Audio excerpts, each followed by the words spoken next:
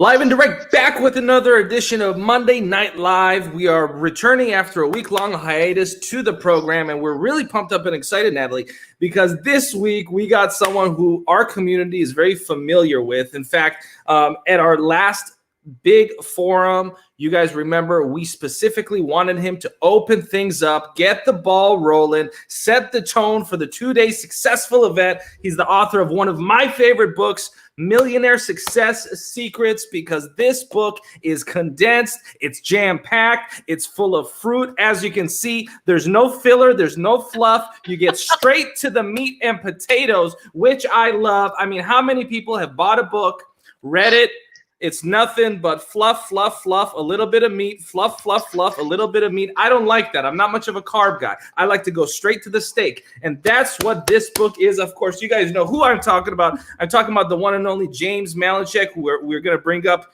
momentarily. Quick housekeeping note, Natalie. I know it's a very special day. It's International Women's Day. And, those of you in this community heard me speak alongside Les Brown a few hours ago. And we're doing an incredible summit with Les Brown. And today we were able to reach thousands of people. There's still an opportunity to join this 3-day event by visiting the link here on this flyer. But Natalie, let's talk a little bit about what International Women's Day means to you. Oh, that is a great question. I was asked that earlier today, and I kept thinking of a two-edged sword because on the one hand, it's fantastic. I mean, it developed way back when in Europe based on the war and anti-war protests by women. And then it just, grew out of that.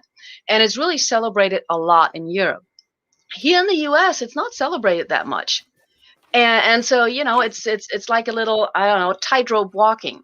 But on the other hand, while I think we need to celebrate women and all the achievements of women, as well as the men who support women, on the other hand, I can't help but wonder, and maybe that's my historical brain, why do we always separate things out? It's almost like sometimes I think of the old strategy of divide and conquer.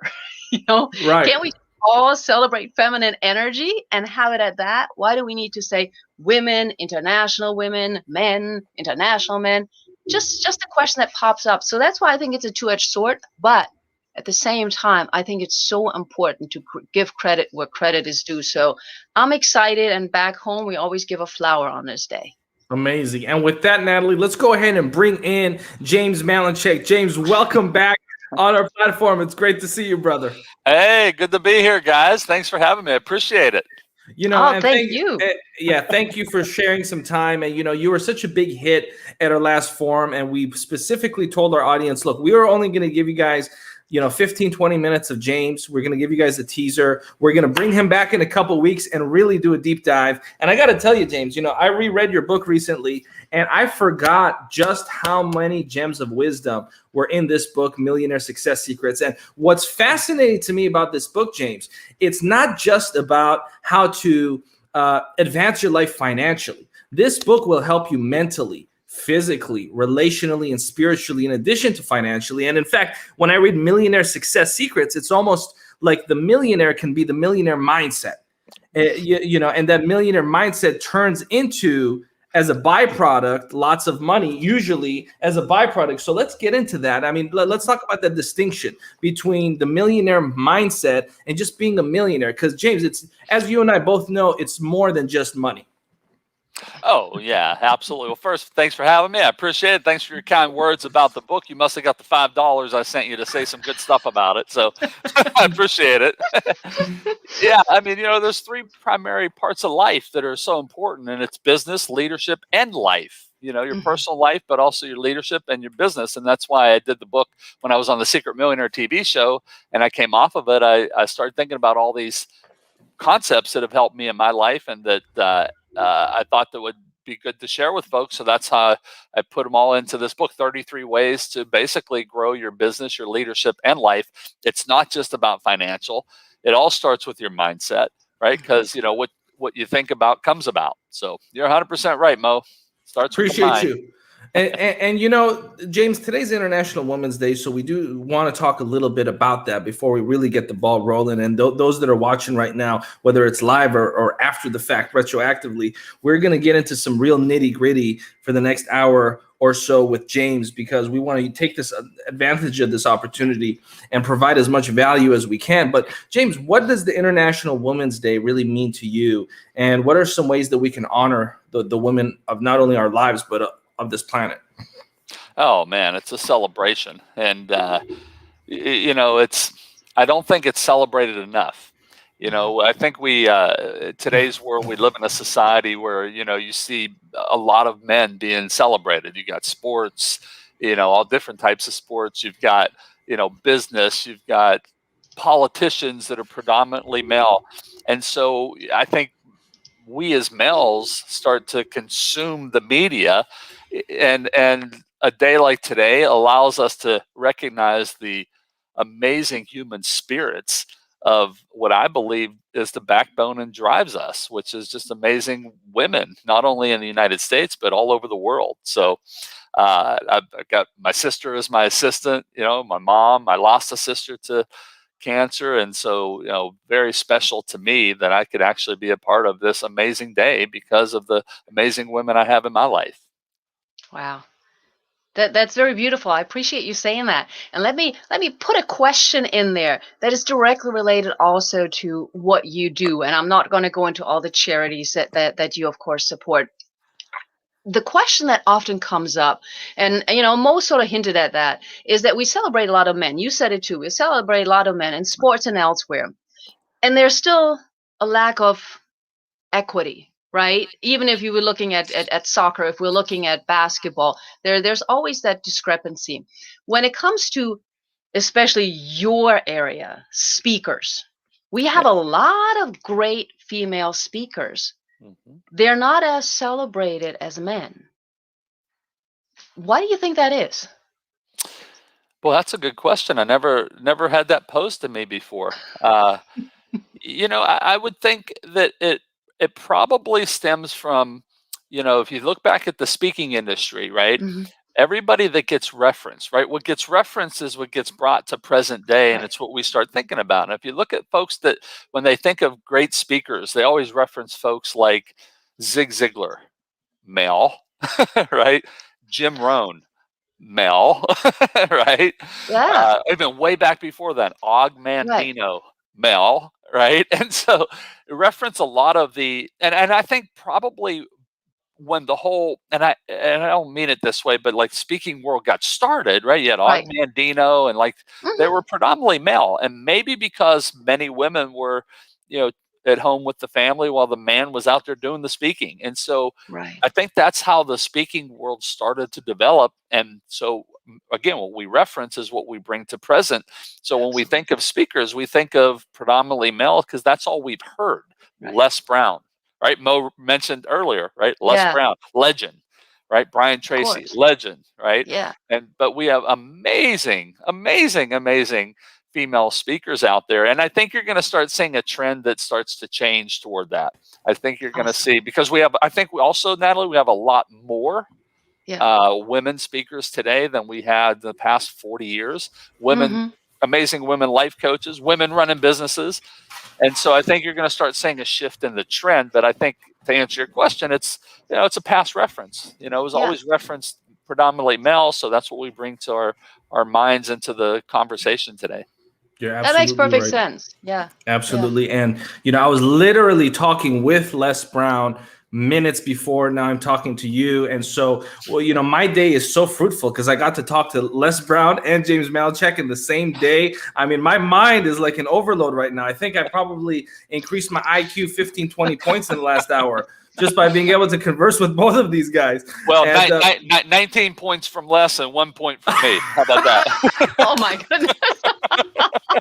Hey, you know, I'll take him how I can get him, James. You know, I'll take him how I can get him. But, you know, with that being said, I appreciate everyone in the virtual auditorium.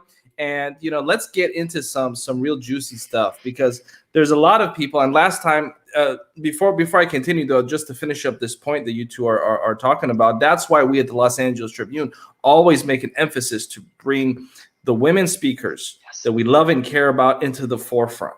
And at our last event, that's why we wanted it to not just be completely male dominated. And we wanted Sharon Lecter there. We wanted Lisa Nichols there. We wanted Forbes Riley there. We wanted all of our amazing lionesses, all of our friends out there to be part of the lineup as well. And in fact, Natalie, let's go ahead and let the folks know about our next event's theme without giving them a date, just so we can go ahead and get the ball rolling and build some hype. Go ahead, Natalie.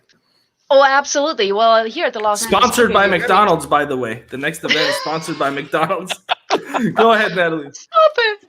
No, I'm excited. I'm thrilled. And this speaks, by the way, to both of the gentlemen currently in the room with me, to Mo as well as James, and their support for women. We're going to have in June the Women's Quantum Leap Forum for women by women.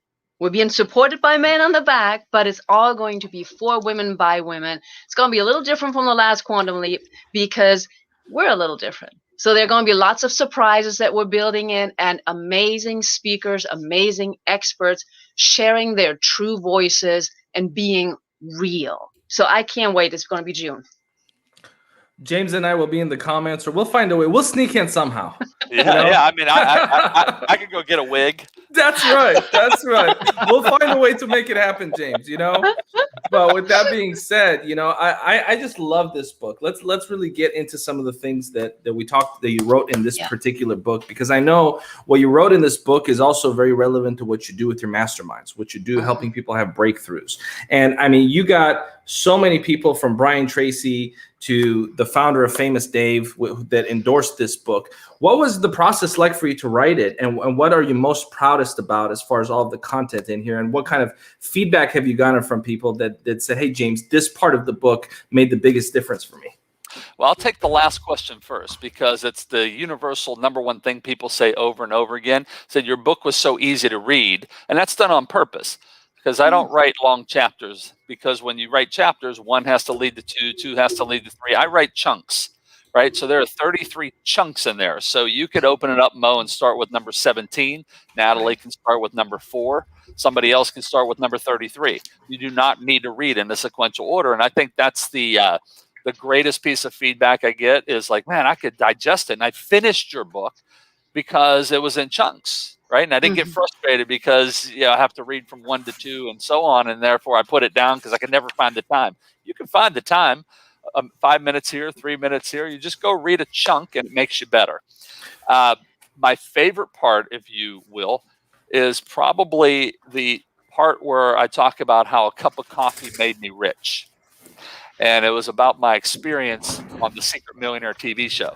And just to kind of give the synopsis of it, is we were on day 3, I think it was, filming the Secret Millionaire show, and I was living on $44.66 for the entire week.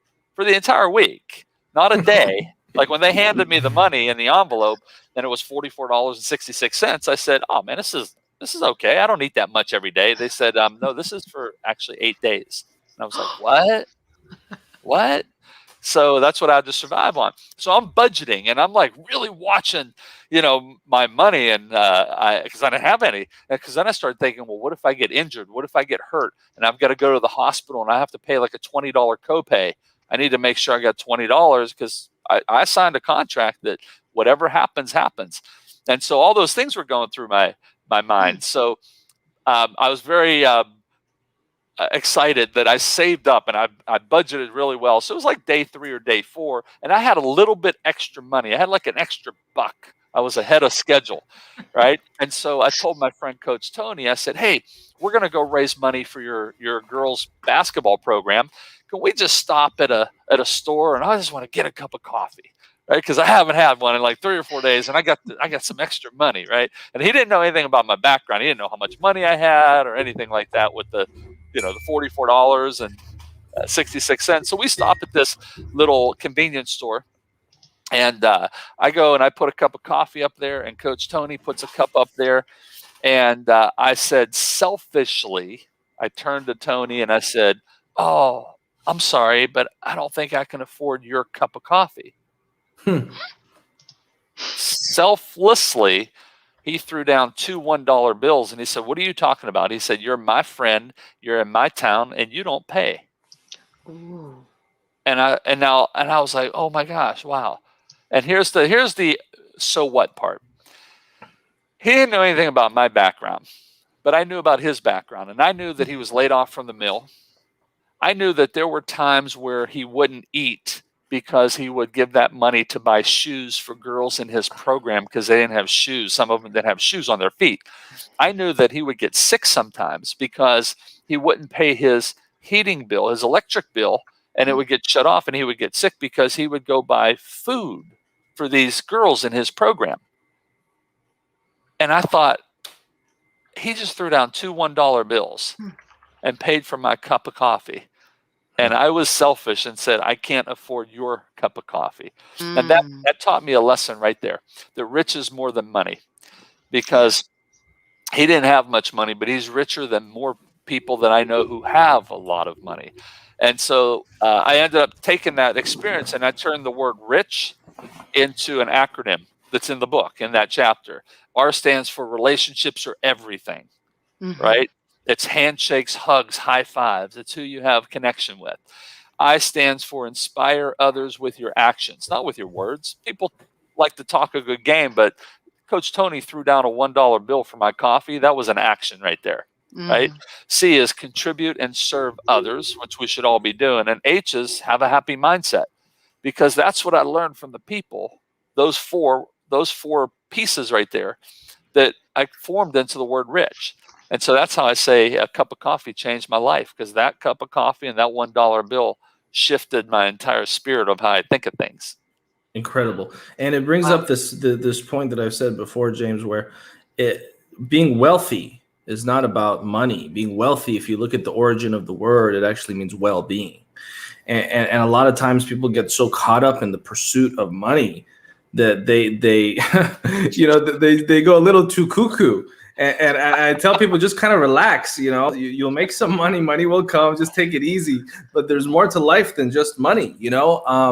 Let's talk a little bit about this, because there's so many people sending this message out there, James. I go up and down Instagram and Facebook, and everyone's like, buy my course to be rich. Buy my course to be rich. I'm like, man. This is not really. As they're leaning on the Ferrari that they rented, right? That they rented for a day. They walk past in a parking lot. Hey, take a video of me. Yeah, exactly. As they leave the, what is it, the gym, and they go into the park. I'm like, well, how come it's always in a public parking lot? You guys are shooting these videos. I'm really curious. That's true. It's a very fascinating thing. But what I like about your work, James, is you have a holistic approach. You have a holistic, worldly approach to things. And it's more than just money, because look, I also talk about the be, do, have concept, right? First, you got to be a person that's worthy of wealth and money.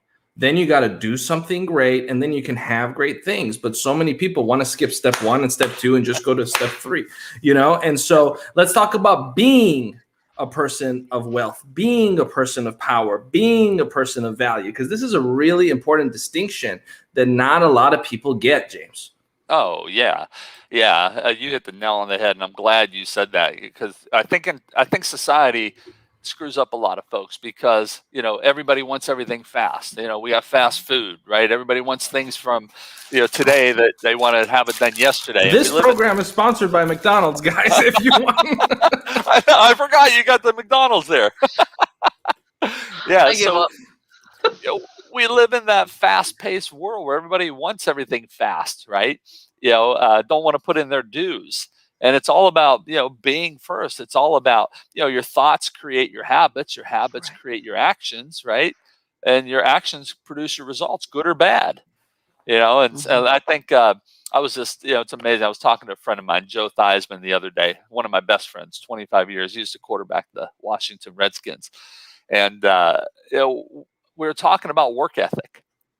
Joe is the type of guy, even when he comes in and works with my students, he's like, okay, let's go. Time to go to work. Like, he's not lollygagging around. And there are other folks that I see out there that are like lollygagging around, not putting in the time, not putting in the effort. Well, what is that? Well, that's a way of being, right? It's more than a mindset. It's like who you are inside. It's not mindset. It's heart set. It's soul set, right? And so, yeah, I agree 100%, Mo. It drives me nuts when folks they just want to jump right to the money. They don't want to create massive value. They want to put time in to create something really great that will in turn return that financial gain for them. You know something I've never figured out, James, and I never really thought about it until How now. to beat the casino at blackjack in Yes, Vegas. exactly. And I've watched the movie 21. I've watched the movie 21 over and over again, and I still can't figure it out, man. So how do I do it? I'll tell you how you win. You want to know how you win? You don't walk in there in the first place. Those places don't look like that because they lose. Interesting. Well, they know how to lure me in. I get these free, invitations every couple of weeks, but not so free. But anyways, I digress from that. James, why is it that I meet people in my life that are so obsessed with money, and that's all that they're obsessed with, but they're broke? Why is that? I've never figured that out. Oh my gosh! You know how many people I've had to set up on 24-month payment plans because they couldn't cover a $997 course they got from me, yet they're out there teaching a millionaire course. And I don't know. James, we want their names right here live on the program. First name, last name. Well, here's what I really think is a big contributor to that. Number one is that a lot of folks have been told that they can be an expert. Right? Oh, you can be an expert. Just package up your materials and sell some course online, or And truth is, no. Most people can't be an expert. They don't have the track record. They don't have the credibility. And just because you can put up a web page and look all fancy schmancy does not mean you are an expert and you have earned the right to teach someone, not sell somebody something, but you should be teaching somebody something. Right. And they're not. I think, again, it comes back to that fast-paced society. Here's a fast way to make a buck. Here's a fast way to, share. Anybody can share their knowledge. And, well, you're just not credible, in my opinion, when you're just throwing stuff up like that. So I think that's one of the reasons. The expert industry has been created in the last 10 years and has made – that's why I always teach my students, do not call yourself an expert, because that can be challenged. Now, you can become a leading authority on a topic, but please don't call yourself an expert, because I can challenge you all day long and call you to the carpet on it. So, yeah, I think that's one of the big reasons out there, is because, anybody can be an expert is what's being peddled out there. And I just think it's a load of crap. That's definitely a big one. Right. And I know a few of these guys as well, James, that, teach how to be a millionaire, but then when we have I have lunch with them and the bill comes and they look, they get very quiet. I'm like, don't worry, man, I'll get the $50 check. Yeah, they're like, oh wait, I got to take this call, right? And then they leave you with the bill. Relax, don't worry about it, okay? But I want to talk about this as well. Let's do a deep dive on this, because I've also noticed there's a lot of people that are obsessed with other people's money. And I'm not talking about the Sharon Lecter other people money or the banking other people money. I'm talking about like, oh, that guy's got this, that woman's got this. And they're usually always in the same financial place. You see them 15 years ago, they're in the same, place. You see them 5 years ago, you see them today. Why is it that there's a correlation between people that are obsessed with other people, right? And them being stuck with their own thing? I don't have time to be obsessed with other people. I'm busy. I think that's it's an internal self-esteem issue that particular person has, because it's, they're always like wanting what other people have rather than being content with themselves, or they get jealous, right? Instead of celebrating and being excited that somebody's doing well, they like get jealous and, I want what she has, or I want what he has. And, the other thing too, I think, Mo and Natalie, is that we have gotten away from believing things are an honor and a privilege. And they start thinking that it's their right to have things because of the society I think some of the folks have grown up in. And I hate to say it, but the younger folks, if you will, because that makes me old if I say that, right? But you could just see trends, and jumping back to that whole expert thing for a second as well, because I think that contributes. I think they go hand in hand. I always say, man, when somebody tells me that they're an expert in something, I always say, well, show me your proof. When someone says that they can teach me a millionaire course, I say, well, open up your bank account and show me, right? Or show me that your mortgage is paid off. Show me your car's paid off. Show me you've got investments growing for you. Show me you have zero debt. Zero debt. Not good debt, bad debt. I'm talking zero debt.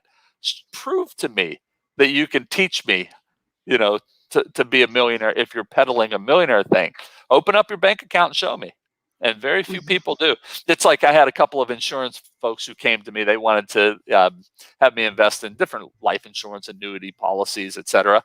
And so first thing I said, well, open up your account and show me that you're investing in these annuities that you're trying to put me into. 3 people couldn't do it. Oops. Oopsie. The one I went with opened it up and showed me that he had over a couple $1,000,000 put into it. Yeah. So I'm a big believer that the proof is in the pudding. All right. Don't tell me how great you are. Don't show me your website. I don't give a crap about any of that stuff. I'm with you on that. Prove it. Open up. I'm with you. Show me. Now, if this was 1994 and he showed me a really nice website, I would have been impressed. But these days, you got to actually do something in the market. Yeah. You got to actually make an impact, make a difference. I'm grabbing this book here and testimonials, right? I'm looking at the back of this book. I have Fortune 500 CEOs that are giving testimonials. I have professional football players that are giving direct testimonials. Brian Tracy, Jack Canfield. And so let's talk about the power of association, James, because that's also something that you've done naturally, right? But for those that are trying to take that next step, how important is it to associate? How important is it for someone watching this to be a part of one of your masterminds, if there's availability? Because I know it's not easy to get a space in one of your masterminds. But let's talk a little bit about the power of association. Oh, it's one of the greatest positioning and packaging and marketing tools you could ever have, but so few people do it, and so few people focus on it. It's one of the things it's a very core component that I teach to my students. Because if somebody think about it, we've all done it, right? People bought Proactive skincare off of an infomercial because P. Diddy or Jessica Simpson or Adam Levine from Maroon 5 uses it. It cleared up their face, right? Association. We've all bought a book because of an association. Tony Robbins had my friend Lisa Gibbons host his infomercial, right? Tom Selleck hosts his infomercial. Why? Association. Right. And in the infomercial industry, there are actually charts you read on if you're going after a certain demographic, here are the top celebrities that you could associate with that would be most influential. So the infomercial industry is very selective of who they pick to host infomercials. But what is that? It's the power of association. Right. So for someone to not pursue that, and it doesn't have to be celebritized like a celebrity. I teach like chiropractors that, hey, you know what? Here's what I would do. If I had a chiropractic office in your town, I would pick the top 10 or 20 people that are most visible, like the mayor, the fire chief, the police chief, all the news anchors on ABC, NBC, CBS, Fox, and the local affiliates, the top radio people. And I would give them all a complimentary 1-year membership, if you will, to come into my chiropractic office and use the office. Why? Because you're going to get pictures with them. They're going to start seeing, as long as you deliver value, how great you treat folks. They're probably going to automatically promote you to others. And yet very few people will think like that and do that. But it's the power of association. So is the power of association the way to the power of relationships? Because relationships is also so crucial for you. There's this one piece about, just association, but then building those lasting relationships, which I know are crucial for you. You talk about that as well. Is that the way in, or are those two different things in your opinion? Oh, I think it goes hand in hand. I think it's 6 in one hand, half a dozen in the other. It's one thing to have an endorsement from somebody that, said something nice, let's take about a book.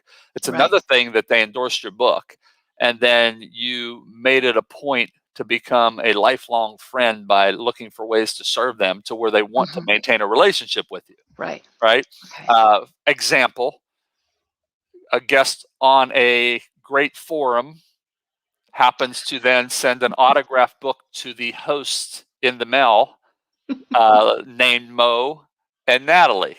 I assume you got a book in the mail from some speaker? Yeah, and I have sticky notes and stuff. It's Well, like Oh, I use sorry sticky guys, I was notes. busy. I was busy reading. Sorry. This book Well, is so captivating. Even when I'm in the middle of doing something, I just man, I gotta up it from $5 to $7.50 for you on the next payment, Mo. But well, no, if you think about it, right? I Like, want it in okay, one lump sum, James. No payment plans. you guys were so kind to invite me, on your great forum. I mean, why wouldn't I want to maintain a relationship? You guys are great people, right? And if I'm never on a forum again, so what? That's not why I do it. Like, I just love people and build relationships. So if you knew how many of those books I send out, it would blow your mind, because I just want to start a relationship that Right. way. And so Brilliant. give first, serve first, right? Mhm. And hopefully that person will want to maintain a friendship over a long period of time with you. In order to do this, though, James, and I can tell 10 chiropractors to do exactly what you just said. Not maybe one of them will do it for two people and that they'll forget about doing it. Mhm. But it takes a genuine abundance mindset. Yeah. And a lot of people talk about the abundance mindset and intellectualize it, but there's a difference between knowing about something and knowing something. You see, there's a lot of people listening to this conversation that know about the abundance mindset, but how many of them, James, really know the abundance mindset? You see, for you to give and to share your wealth and to share your knowledge and your work and I know how passionate you are about the work that you do. This is a piece of your heart. This is not a book, it's a piece of your heart that you share graciously with people. It's a And legacy. it's part of your legacy. It's your legacy, absolutely. And so you're giving everything that's the most precious to you away, and that takes an abundance mindset. And then there's some people that want to hoard everything. They're like, well, if if I give this away, or if I give my services away, or I'm in business to make money, why should I let the mayor come in for free? But they don't think long term and they don't have the abundance mindset. Would you say that those two assessments are fair as to why they won't do it? Oh, 100%. Yeah, 100%. And to their credit, it's probably not their fault. They've probably never been taught or exposed to things like we have been, right? So therefore, we automatically start to shift and think differently. And I can tell you, because I grew up in a small town, I never thought like this prior to getting around different people, right? Prior to being open and receptive to learn from others, and like, oh man, that's a different way of thinking. That's a different way of doing than what I'm accustomed to. Mhm. Okay, let me try that. And I always say, look, if you want to triumph, you've got to try, right? So let me try this new thing, right? And hopefully I'll triumph. And different way often brings a better day, is what I always say. So, Mhm. so yeah, Let, let, you just got let to me try turn it this and build around. momentum. Right. Build momentum. Yes, and let me turn this around, because we're talking about the abundance. We're talking about mindset, which I prefer to call mind flex, because you're also referring to learning, right? Now, one of the things that I read by you used the term kryptonite for speakers. And I don't want to go there, but I want to use the term kryptonite because we're talking about power of association, power of giving, power of mindset. So, what do you think is the kryptonite then for those people who are not going there? What is that key aspect that prevents them from reaching that mindset, reaching that level? Well, to their defense, right? I think that many probably aren't aware, right? First part of all Okay. transformation is awareness, Mm-hmm. right? And if you don't know a different way of flexing your mind, right, Right. of adjusting, then you just kind of keep in your lane and you do what you know. But first Mm-hmm. part of all transformation is awareness. When you get exposed and aware to different things, Right. you can still make the decision to stay on the same path, or you can make Mm-hmm. a decision, oh, let me try that over here. That's how I was, Natalie. Mm-hmm. I didn't know these things that I know now. I was Right. kind of groomed one way, if you will, Yeah. not because it was parents' fault or anybody that I was around growing up, but that's just all they knew, Right.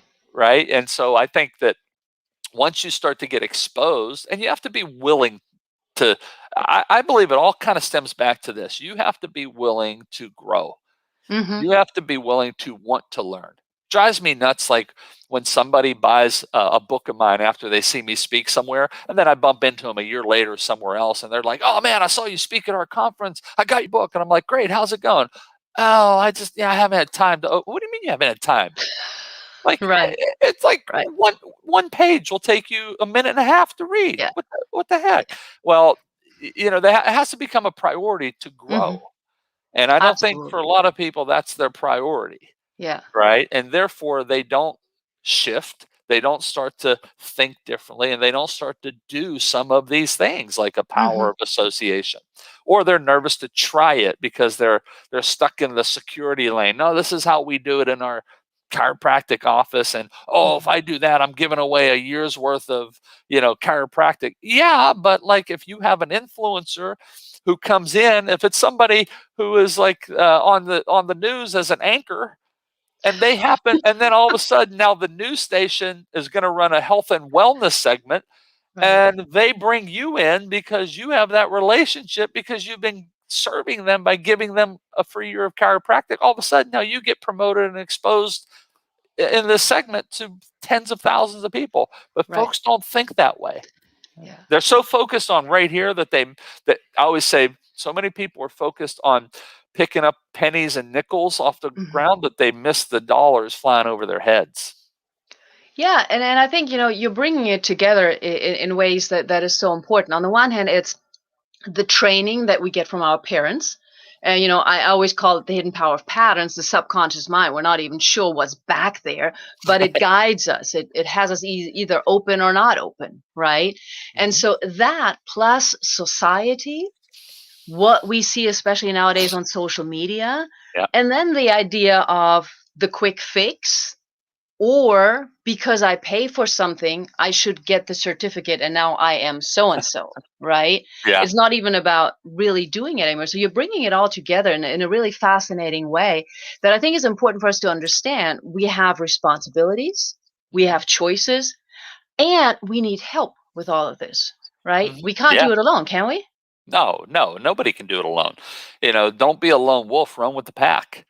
Think about this. The most accomplished, successful folks out there all have coaches, right? And we all have had coaches our entire lives, right? If you played in the band, there was a band director, your coach, right? If you played little league football or baseball, you had Yeah. a coach. If you took ballet, if you played the piano, you had a teacher, you had a coach, right? And then we get older and we're like, nah, I'm good. That's for kids, right? I've been doing this for 22 years. Like, what? Yeah. What? I mean, look at the most okay, I got to tell you this. So I had Anthony Hopkins, Academy Mm. Award-winning actor. Anthony Hopkins was at one of my big money speaker boot camps. And so I brought Mr. Hopkins up on stage. I mean, this is like an icon, right? A legend. Awesome. And so I started interviewing him in front of everyone. I thought it'd be a real treat. And I said a really dumb question. Uh-oh. Can't Here, wait. here was the question. I said, Mr. Hopkins, you have been acting for 40 years. You are Academy Award-winning actor, Sir Anthony Hopkins, because you're knighted.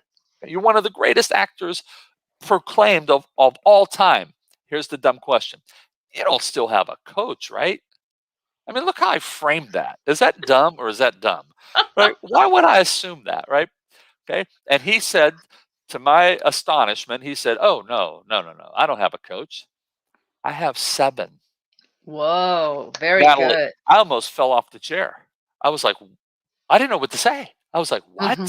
Like, what do you mean? He said, well, I have a tonality coach for live theater because you speak and project differently when you're in an open auditorium. He said, but I Right. also have a tonality and voice coach for when I do movies because you speak differently if there's a boom mic above you. Yeah. He said, I have a nutritionalist because we work 14-hour days sometimes. So I've got to keep my energy up. We could be filming until 3, 4 in the morning. He said, I have a mindset coach. Ooh, So I'm sitting there and I'm thinking, right. this is Academy Award-winning actor Anthony Hopkins talking about he has 7 coaches. And I know people that won't invest $10 in a book from Amazon to be better. And so Right. I told this story one time, and a guy came up to me after, and he said, "Oh, I love that Anthony Hopkins story." He said, but he's Academy Award-winning actor, so he can have 7 coaches. And I said, "Oh, no, That's my not friend." it. That's not I it. said, "You got it backwards. It's because he has 7 coaches that he is Academy Award-winning Right. actor." Anthony Yeah. Hopkins. It's So completely turned upside down. Yeah. I just can't. I honestly, and I try to say this with respect, but I honestly can't fathom how anyone believes they're going to be successful without getting coached and help from other people. I Hmm. just can't understand how, when I hear somebody whine, moan, and complain about like their restaurant's not doing well, right? Well, do you have a restaurant coach? Do you have a marketing Yeah. coach? Are you part of the Restaurant Marketing Association? So Yeah. you learn how to get more folks in? Well, no, I don't have time for that. I'm like, well, you don't have time for that, but you have time to go out of business? Like, what are you talking about? Like, just blows my mind. Blows my mind. Yeah, something Sherry just put in the chat. I saw that I thought was fascinating. She said Yeah. she created a 60-second workout, and people still said they didn't have time. I know. 60 seconds. It's too much. Too much of my time. What else are they doing? Right. You know, but what you're pointing to is, I think, the difference between the vision, the long-term vision, and the journey versus the mission of I need to pay my bills. And I mean, let's face it, it can be very difficult to focus on the long-term vision if you can't pay your bills. And I'm not suggesting that you don't need a coach. I think everybody needs a coach. But it's like, if you have bills to pay, either because something has gone wrong or you didn't plan very well, how do you move people? And I know you do. How do you move people from the mission driven, I need to pay my bills, to the vision driven, this is where I want to be in 5 years?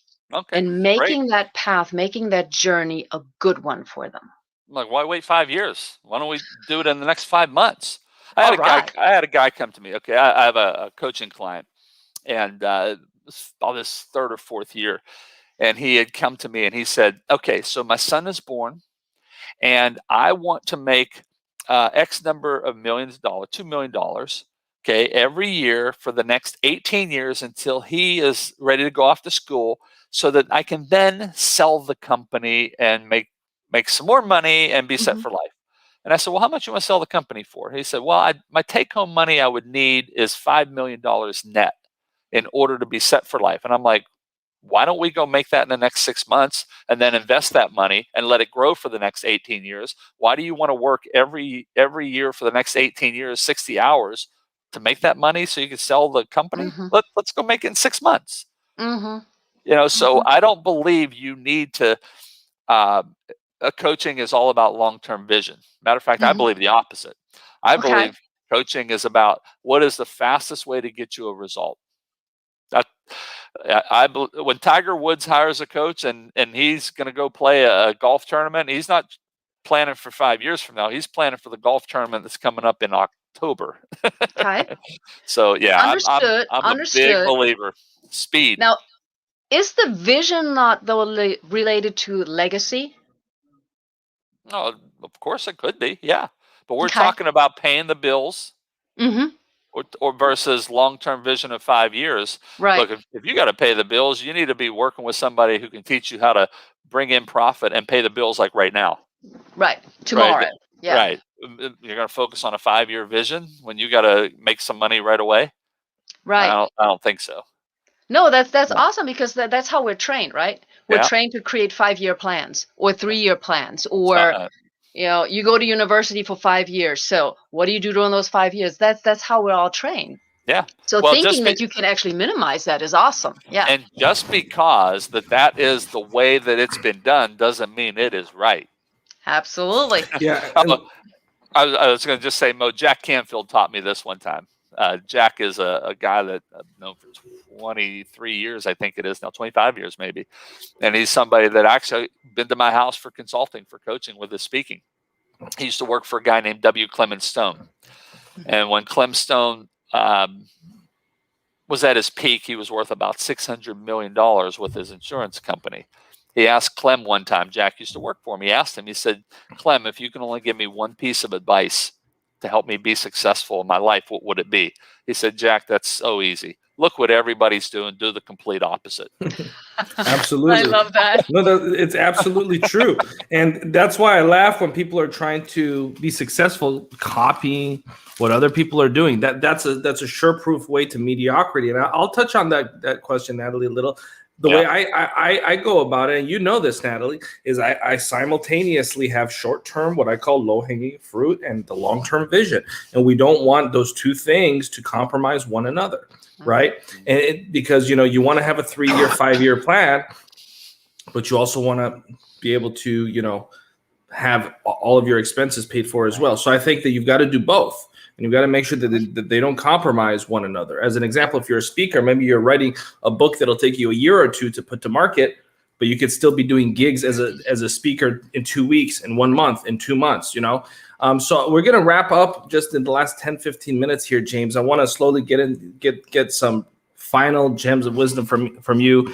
One chapter you have here in this book is Secret 15. When things get tough, and you're thinking about giving up, stay focused on the mission. And I thought about this with Natalie's question. And I thought that this was an apropos chapter to segue into because of a couple different reasons. One, it's timely with the conversation. Two, it's timely with the state of the world. Mm-hmm. James, people are struggling. I mean, people have really not done a good, people haven't handled this mentally. And I'm seeing a lot of people having a tough time with this. So what is this chapter? What can people really gain from that chapter? And how can you share a little bit of that chapter with our audience? Yeah, so how I developed that was when I was on The Secret Millionaire. For those who don't know what it was about, I lived undercover, completely removed from my life, if you will. So imagine if somebody came, Mo and Natalie, and picked you up by a crane and just went and dropped you somewhere with no credit cards, no phone, no watch, $44.66, just dropped you and said, okay, here you go survive. I mean, that was pretty much what it was for me. And so, but you don't think about that going into that, right? Because you think, oh, well, I'm ABC television, there are people around. Like at my house, everybody loved me and everybody was nice and wonderful. And then when they dropped me, I was like, hey, can I get a hamburger? Like, you can't ask us. Like, we got nothing to do with this. Like, you're on your own. I was like, what? And so it was a shock for me, right? So they really were like, no, dude, we can't do anything for you. No, they couldn't do anything. And that's why I started thinking, well, if I get injured or something, I need money for the copay at the hospital, right? What if the hospital doesn't, because here's what they said before they took me from my home and took me to the airport. They said, you can't take credit. I didn't know any of this prior. They shocked me right on camera with this. They said, you can't take credit cards, no money, no watch, no cell phone, nothing. Put it all, and they filmed me putting it in my desk drawer, right? And then they said this, the only thing we need you to take, and you hand it to us, is we need you to take your driver's license and we need your medical insurance card. And I was like, why am I taking my medical insurance card? right? Like all of a sudden it's like, whoa. Right. And then when they dropped me, I was like, holy crap, right? Yeah. And so I can't tell you, here's how that chapter all came about. How many times I wanted to quit and how many times I wanted to go home when I first got there. And you know why? Because it was all about me. It was like, oh, how am I going to survive? How am I going to eat? How am I going to notice the languaging? How am I? Right? And, whatever anyone's beliefs are who's watching this, I believe that it was a God thing, that God spoke to me and said, look, it's not about you. It's about why you're here. You're here to find these amazing people who are serving others and help them. And then at the end of your time, pick some of them to reward with monetary gifts. And so that's what got me back, Mo, to understanding that I got to get back to the mission. Man, things are tough, but if I focus on the mission, why am I here? Then all that other stuff will dissipate. And I got to stay focused on the main reason I'm here and get it off of, oh my gosh, there's a gang chasing me, which I was chased by gang members at one point.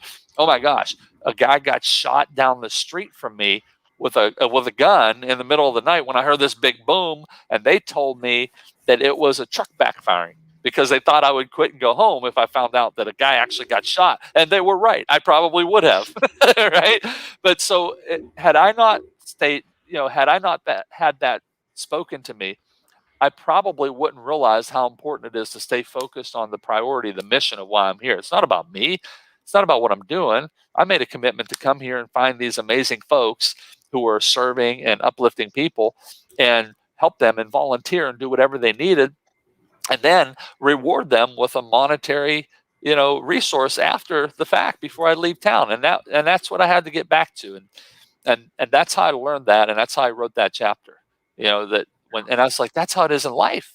If you understand your mission and what you're striving for and what you're trying to do, then when all these external factors come at you, whatever, if it's in your personal life, if it's in business, if it's in leadership, well, then if you always just get the train back on the right track on that mission and focus on the mission, then you start to not worry so much about the external factors. So that's how that whole chapter came about. James Malinchak, ladies and gentlemen, he's the real deal, and I don't say that lightly. If you have not gotten a copy of Millionaire Success Secrets, do so. It's available, as I said before. I don't know if James is a keto man, but he doesn't waste his time with any bread and butter or any BS appetizers. He goes straight to the steak, which is my kind of guy. That's what I like. I don't need a salad. I don't need a soup. When I go out, I say, no, honey, I don't need a soup. I don't need a salad. Just tell the chef, make that ribeye real quick. And so that's what I like about the book, go straight into the steak. And with that being said, James, I want to thank you so much, brother. You are a great guy, and we are definitely going to be asking you and inviting you, and hopefully if you have the time to join us in many of our future events, hopefully in person very soon, because I'm ready, James, to start doing some big events in person. I don't know about you, man, but I'm tired of this damn webcam. I can't wait to grab this webcam and just throw it in my food processor. Okay, so I'm waiting. I'm with you, brother. I'm waiting for us to really, do some big things in person, bro. And I sincerely appreciate everything that you sent our way. And with that being said, Natalie, let's just give James the solo floor and let him just send any final messages, anything that you feel inspired to say. If there's nothing hitting you, at least ways for people to contact you. Yeah, well, thank you. First of all, thanks for having me. It's an honor to be here because, every time I speak, whether it's on an event like this or it's a forum or if it's live, my goal is to touch one person. I believe one person was here to hear this message tonight. That's why it's so important for me. I'm here at my house on the East Coast. It's after 11 o'clock. But I said, you know what? I need to be here because one person was put here. Anybody else that benefits from it, I always consider it whipped cream on top of the sundae because I was here for one person. I think if you always keep that in your heart and remember that, man, if you could just help one person every day or every week or with whatever you're doing, then you contributed to the betterment of humanity and you contributed to the betterment of the world. It was a pretty good day. So go out and help one person every day. And it's amazing how that ripple effect happens and it goes on and hopefully affects more and more people. So I love that, and much love to you, brother James. I appreciate you, bro. And with that being said, that is an important message because it takes the pressure off a lot of people that are watching this, that are maybe afraid to take that leap and be a speaker, or afraid to do a podcast, or they think, well, what can I say to all these thousands of people? But when you change the mindset and say, I'm going on stage, I'm doing this show just to impact one human being, one person, it changes your entire demeanor.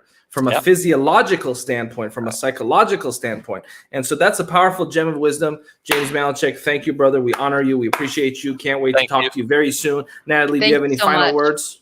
No, I just want to say thank you. I'm so with you. One person at a time. Amazing.